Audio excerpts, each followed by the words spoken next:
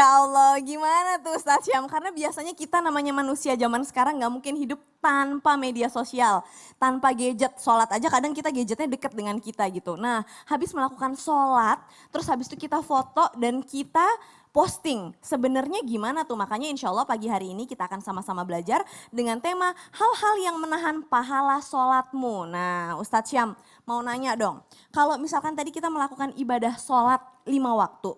Kita sebagai manusia ngerasa, saya kan udah sholat, insya Allah dia udah aman lah, pasti diterima sholatnya gitu. Tapi ternyata belum tentu juga.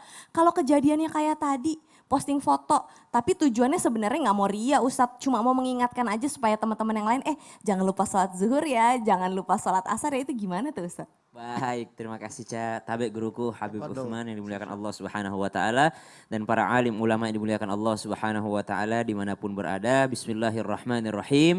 Alhamdulillahirabbil alamin wassalatu wassalamu ala asyrafil anbiya'i wal mursalin sayyidina Muhammadin wa ala alihi wa sahbihi ajma'in.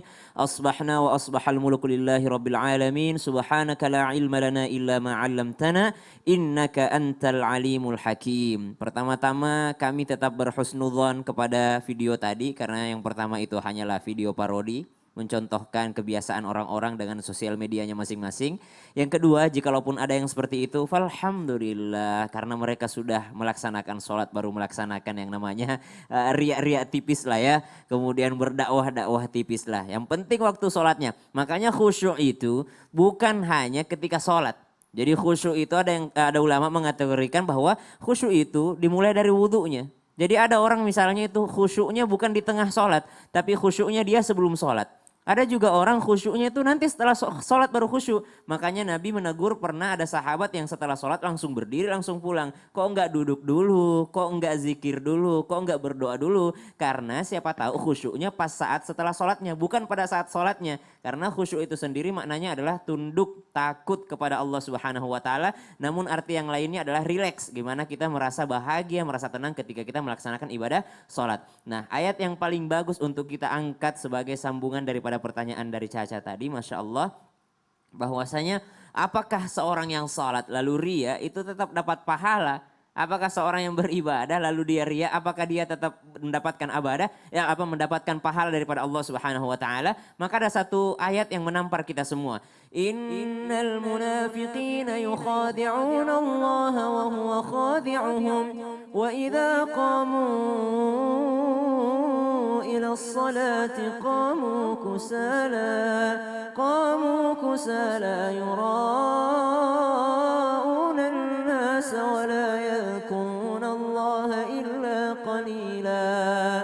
Orang munafik itu mereka qamu ila sholati qamu kusala. Mereka mendirikan sholat loh.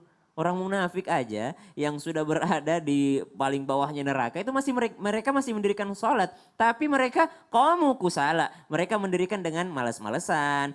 Yura'unan nas, dan juga mereka ingin dilihat oleh manusia, hanya ingin memamerkan bahwa mereka beribadah dalam hal yang namanya ingin memperlihatkan bahwa saya ini sholat loh. Yura'unan nas wala yadhkurunallaha illa qalila. Mereka tetap mengingat Allah tapi sangat sedikit. Jikalau orang munafik saja dicela perbuatannya karena masih sholat tapi masih pamer, apalagi orang yang tidak mau sholat sama sekali. Nah kita berpikir seperti itu. Orang yang sholat saja lalu ria dicela perbuatannya dalam Al-Quran. Apalagi orang yang benar-benar gak mau sholat sama sekali. Na'udzubillahimin min dzalik. Jadi lebih parah sebenarnya orang-orang yang tidak mau sholat ini. Mau sholat daripada itu. orang munafik tadi. Masalah terhapusnya pahala, habisnya pahala juga diambil daripada ayat fawailul lil musallin.